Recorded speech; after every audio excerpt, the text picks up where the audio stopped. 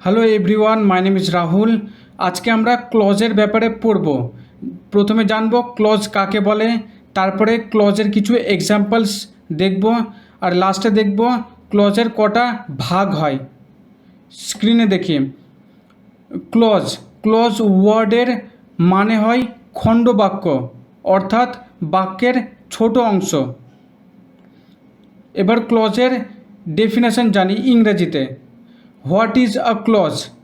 A clause is a part of a larger sentence which contains a subject and a finite verb. A sentence may contain one or more clauses. এবার এর বাংলা মানে জানি। একটা বড় বাক্যের মধ্যে একটা ছোট অংশ হয় ক্লজ, আর সেই ক্লজে একটা সাবজেক্ট আর একটা ফাইনাইট ভার্ব থাকে। একটা সেন্টেন্সে এক বা একাধিক ক্লজেস থাকতে পারে। ইংরেজিতে ক্লজের ডেফিনেশন জানলাম, তার বাংলা মানেও দেখলাম। এবার জানি সাবজেক্ট আর ফাইনাইট ভার্ব কী হয়, তারপরে শর্টে বুঝবো ক্লজ কাকে বলে। দেখো, সাবজেক্ট সেই ওয়ার্ড হয় যার ব্যাপারে বাক্যে কথা বলা থাকে,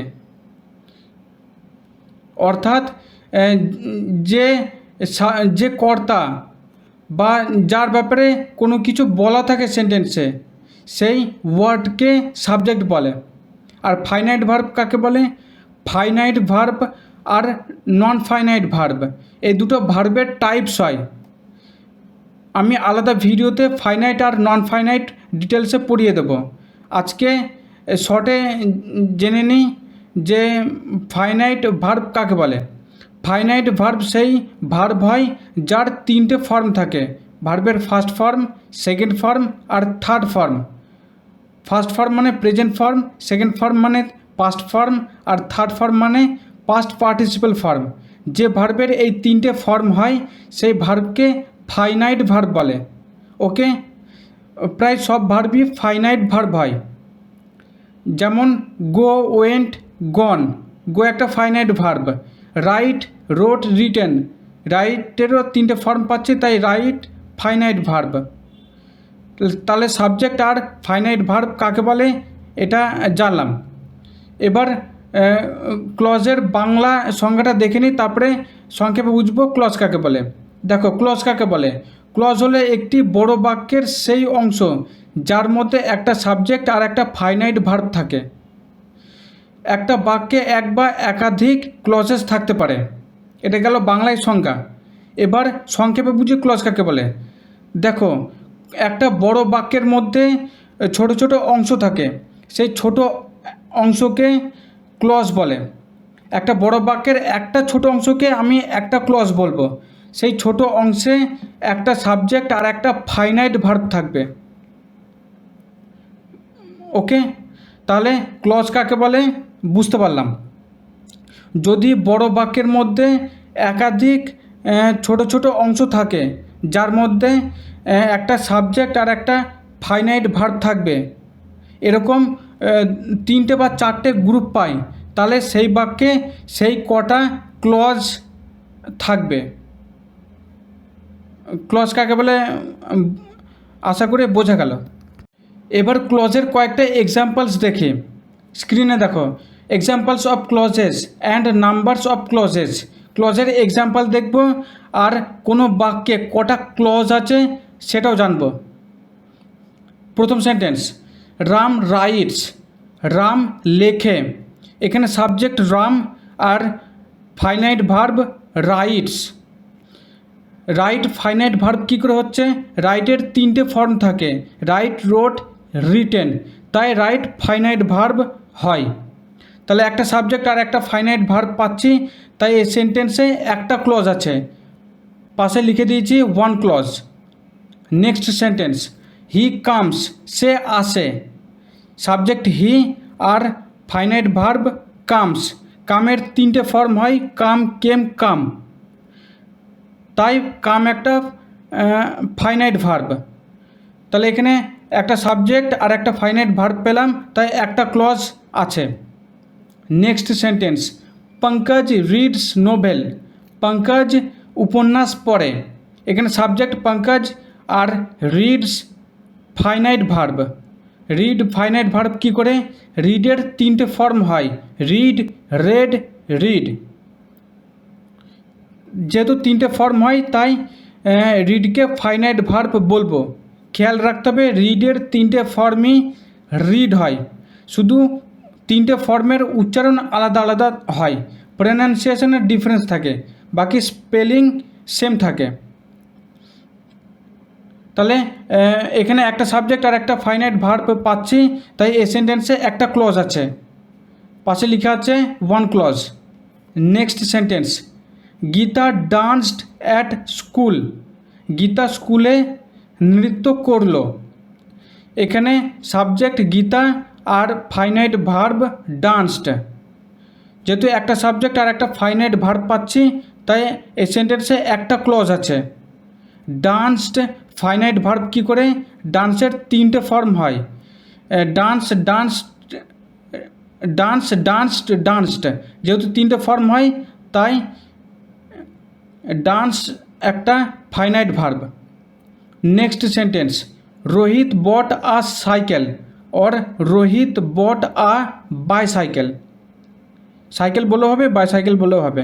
তাহলে এখানে সাবজেক্ট রোহিত আর ফাইনাইট ভার্ব বট। বাইয়ের তিনটে ফর্ম, বট, বাই, বট, বট। যেহেতু বাইয়ের তিনটে ফর্ম হয় তাই বট একটা ফাইনাইট ভার্ব। তাহলে এই সেন্টেন্সে আমি একটা সাবজেক্ট আর একটা ফাইনাইট ভার্ব পাচ্ছি, তাই একটা ক্লজ আছে, এটা বুঝতে পারলাম। Next sentence, mother cooked early today, আজকে মা তাড়াতাড়ি রান্না করে নিল। এখানে সাবজেক্টকে মাদার আর ফাইনাইট ভার্ব কুকড। যেহেতু কুকের তিনটে ফর্ম হয়, কুক, কুকড, কুকড, তাই কুক একটা ফাইনাইট ভার্ব। এখানে তাহলে একটা সাবজেক্ট আর একটা ফাইনাইট ভার্ব পেলাম, তাই একটা ক্লজ হচ্ছে। Last sentence, this is the boy who came yesterday, এই হলো সেই ছেলে যে গতকাল এসেছিল। এখানে আমরা দুটো ক্লজ পাচ্ছি, দিস আর ইজ মিলে একটা ক্লজ তৈরি হচ্ছে, আর হু আর কেম মিলে আর একটা ক্লজ তৈরি হচ্ছে। দিস একটা সাবজেক্ট আর ইজ একটা ফাইনাইট ভার্ব হয়। কি করে ফাইনাইট ভার্ব? ইজ বি এর প্রেজেন্ট ফর্ম হয়, বিই, বি এর প্রেজেন্ট ফর্ম হয় ইজ এম, আর পাস্ট ফর্ম হয় ওয়াজ ওয়ার, ফিউচার ফর্ম হয় উইল বি আর উইল হ্যাভ।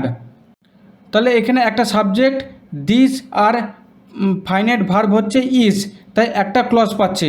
আর অবজেক্টিভ পার্টে হু একটা সাবজেক্ট হচ্ছে আর কেম একটা ফাইনাইট ভার্ব। কেম ফাইনাইট ভার্ব কী করে? কেমের তিনটে ফর্ম হয়, যেহেতু কাম, কেম, কাম, তাই কাম একটা ফাইনাইট ভার্ব। তাহলে এখানে একটা সাবজেক্ট হু আর একটা ফাইনাইট ভার্ব কাম পাচ্ছি, তাই একটা ক্লজ হচ্ছে। তাহলে এই বড় সেন্টেন্সে আমরা দুটো ক্লজ পাচ্ছি, দিস আর ইজ মিলে একটা ক্লজ, আর হু আর কেম মিলে আর একটা ক্লজ হচ্ছে। ওকে, পাশে লিখে দিয়েছি টু ক্লজেস। এই সেন্টেন্সে দুটো ক্লজ আছে। এবার প্রশ্ন হচ্ছে, আমাদেরকে যখন টিচাররা জিজ্ঞেস করেন যে এই সেন্টেন্সে কটা ক্লজ আছে এটা বলো, তখন আমরা কি করে বুঝবো এই সেন্টেন্সে কটা ক্লজ আছে, কি করে গুনবো? আমাদেরকে খুঁজতে হবে সাবজেক্ট আর ভার্বের, মানে ফাইনাইট ভার্বের গ্রুপ কটা আছে, সেই দল খুঁজতে হবে। যে কটা সাবজেক্ট আর ফাইনাইট ভার্বের দল খুঁজে পাবো একটা বড় সেন্টেন্সে, সেই কটা ক্লজ থাকবে ওই সেন্টেন্সের মধ্যে। বুঝতে পারলে? তাহলে এই স্লাইডে আমরা কয়েকটা সেন্টেন্স দেখলাম, আর সেই সেন্টেন্সের মধ্যে ক্লজ কটা আছে সেটা গুনলাম, আর সেগুলো ক্লজ কী করে হচ্ছে সেটাও বুঝলাম। ওকে, এবার দেখি ক্লজের কটা টাইপস থাকে, ক্লজ ক ভাগে বিভক্ত। স্ক্রিনে দেখি টাইপস অফ ক্লজেস। দেখো, ক্লজের মূলত তিনটে ভাগ থাকে, মেন ক্লজ और প্রিন্সিপাল ক্লজ এক নম্বরে, দু নম্বরে ডিপেন্ডেন্ট ক্লজ और সাবঅর্ডিনেট ক্লজ, আর 3 নম্বরে independent clause or coordinate clause. এবার এই ওয়ার্ডের মানেগুলো জেনে নিই। মেন মানে মুখ্য, প্রিন্সিপাল মানে প্রধান, দুটোর মানেই মুখ্য বা প্রধান হয়। ডিপেন্ডেন্ট মানে নির্ভরশীল, সাবঅর্ডিনেট মানে অধীন, মানে যে নির্ভর থাকে, এর মানেও নির্ভরশীলই হয়। নেক্সট, ইন্ডিপেন্ডেন্ট মানে স্বাধীন, যে কারোর উপর নির্ভর থাকে না।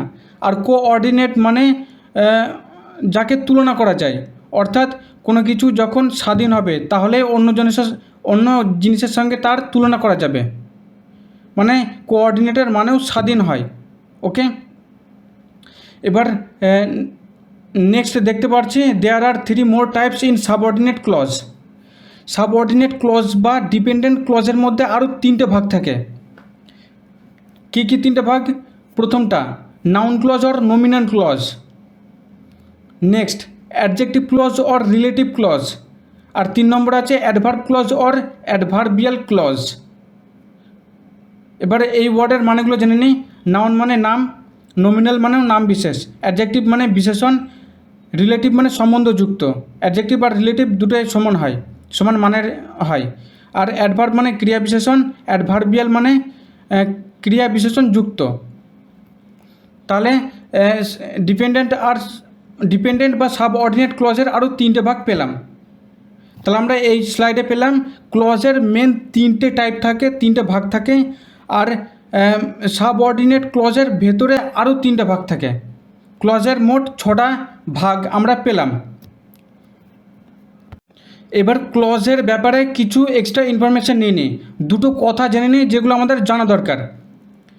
দেখো, extra information about clauses. First point, a sentence can contain 1 or more clauses. একটা সেন্টেন্সে একটা ক্লজও থাকতে পারে, আবার একটার বেশি ক্লজও থাকতে পারে। Next point, a clause is also called a simple sentence. যখন একটা ক্লজ পাবো, সেই একটা ক্লজকে আমরা একটা সিম্পল সেন্টেন্সও বলতে পারবো।